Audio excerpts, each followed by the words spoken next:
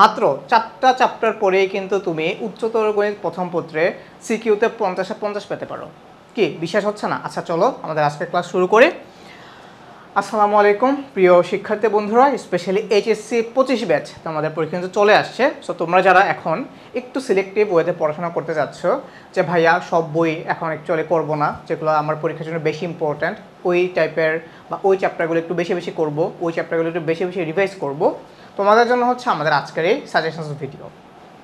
আচ্ছা, সো আমি আগে তোমাকে আমাদের যে প্রথম পত্র আছে উচ্চতর প্রথম পত্র, সেটার কোশ্চেন প্যাটার্ন সম্পর্কে একটু আইডিয়া দেই। এখানে দুইটা বিভাগ থাকবে ভাইয়া, ক বিভাগ আর এটা হচ্ছে খ বিভাগ।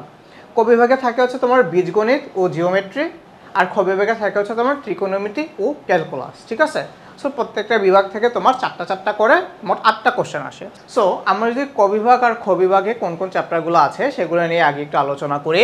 দেখো, তোমাদের প্রথম অধ্যায় মানে ম্যাট্রিক্স ও নির্ণায়ক, সরলরেখা আর একটা হচ্ছে বৃত্ত, এই 3টা চ্যাপ্টার হচ্ছে তোমার ক বিভাগের অন্তর্ভুক্ত। আর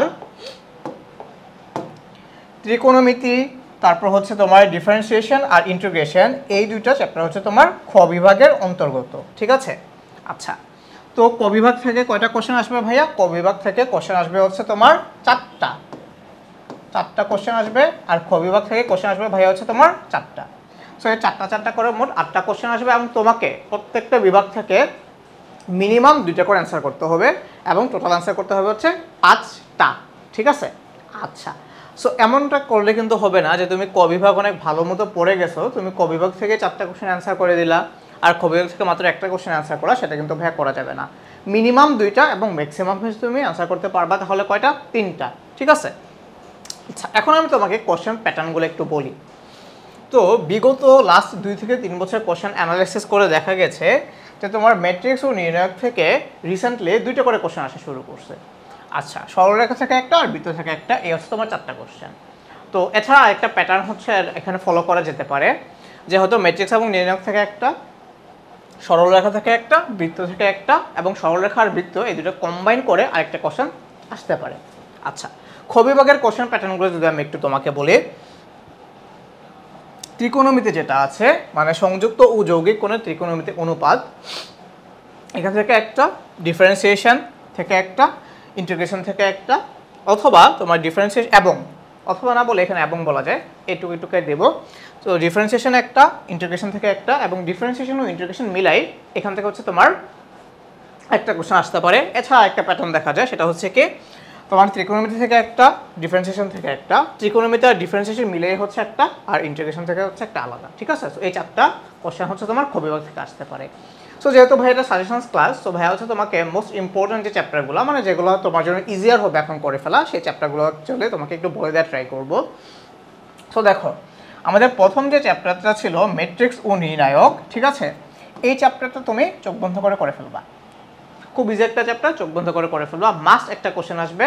এবং রিসেন্টলি যেহেতু 2টা করে কোশ্চেন আসতেছে, সো তুমি মোটামুটি এখান থেকে 90% শিওর থাকো যে তোমার এখান থেকে 2টা কোশ্চেন আসবে। আচ্ছা, তারপর কি করবা? তারপর সরলরেখা ও বৃত্ত থেকে তোমাদের যেটা মন চায়, তোমাদের যেটা বেশি ভালো লাগে সেটা করে ফেলবা, বাট আমার প্রেফারেন্স হবে তোমরা সরলরেখা করে ফেলবা। ব্যাস, এই 2টা চ্যাপ্টার যদি তুমি করে ফেলো তাহলে তোমার কিন্তু হচ্ছে ক বিভাগ কমপ্লিট। আচ্ছা, তারপর আসা হচ্ছে খ বিভাগের ক্ষেত্রে। খ বিভাগে কি আছে ভাইয়া? খ বিভাগে আসা হচ্ছে তোমার ত্রিকোণমিতি, ডিফারেন্সিয়েশন, ইন্টিগ্রেশন। ঠিক আছে, আচ্ছা তার মধ্যে থেকে আমার সাজেশন থাকবে ত্রিকোণমিতি একদম চোখ বন্ধ করে ফেলবা। সপ্তম মধ্যে যেটা ত্রিকোণমিতি একদম চোখ বন্ধ করে ফেলবা, এখান থেকে তোমার একটা এবং দেড়টা কোশ্চেন এখান থেকে আসবে। আচ্ছা, তারপর চোখ বন্ধ করে কি করে ফেলবা? তারপর চোখ বন্ধ করে অন্তরীকরণ করে ফেলবা।